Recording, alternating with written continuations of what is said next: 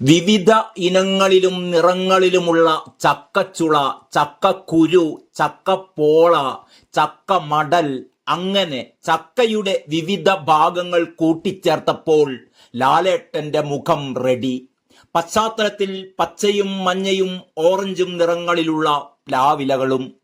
65 വയസ്സ് തികയുന്ന മലയാളത്തിന്റെ സ്വന്തം മോഹൻലാലിന്റെ ഈ ചിത്രം തയ്യാറാക്കിയിരിക്കുന്നത് 65 പ്ലാവുകളുള്ള തോട്ടത്തിന് നടുവിലും. തൃശൂർ വേലൂരിലെ കുറുമാൽക്കുന്ന് വർഗീസ് തരകന്റെ ആയുർജാക് ഫാമിലാണ് പ്രശസ്ത ചിത്രകാരനായ ഡാവിഞ്ചി സുരേഷിന്റെ 97ാമത്തെ മീഡിയമായ ചക്കച്ചിത്രം ജനിച്ചിരിക്കുന്നത്.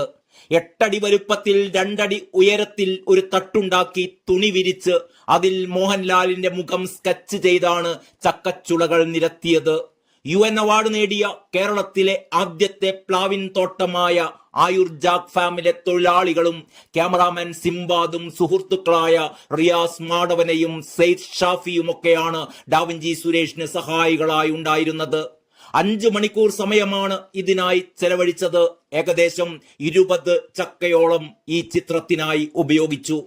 അപൂർവമായി മാത്രം കിട്ടുന്ന ചുവന്ന ചക്കയാണ് ഈ ചിത്രം ചെയ്യാനുള്ള പ്രചോദനമായത് എന്നും കേരളത്തിലെ വിവിധ സ്ഥലങ്ങളിലെ അന്വേഷണത്തിനൊടുവിലാണ് ആയുർജാക് ഫാമിലെ വർഗീസ് തരകന്റെ സപ്പോർട്ടോടെ ഈ ചിത്രം പൂർത്തിയാക്കാൻ പറ്റിയതെന്നും ഡാവിഞ്ചി സുരേഷ് പറയുന്നു.